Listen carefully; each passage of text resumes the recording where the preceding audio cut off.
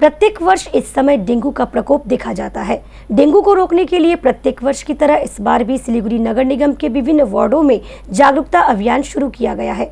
गुरुवार को सिलीगुड़ी के 4 नंबर बोरो के 27 नंबर वार्ड की ओर से डेंगू के प्रति लोगों को जागरूक करने के लिए अभियान चलाया गया। इस अवसर पर एक पदयात्रा के जरिए वार्ड को स्वच्छ रखने पर जोर दिया गया। पदयात्रा में शामिल सफाई कर्मियों ने ड्रेन व आसपास के इलाके में ब्लीचिंग पाउडर का छिड़काव किया। इस पदयात्रा में 4 नंबर बोरो के chairman Jayant Saha, 27 number ward के पार्षद समेत वार्ड कमेटी के सदस्य शामिल हुए।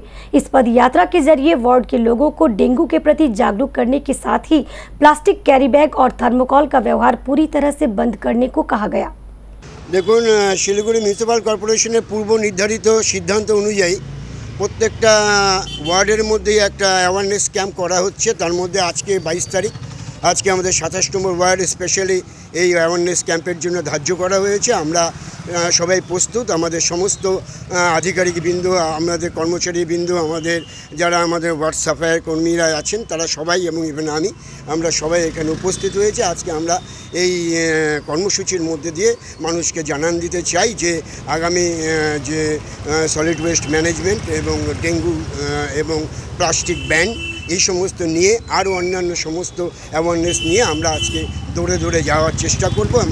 একটা পদযাত্রার মধ্য দিয়ে এবং পরবর্তীকালে একটা মিটিংয়ের মধ্য দিয়ে আমরা অ্যাওয়ারনেস করার চেষ্টা করছি।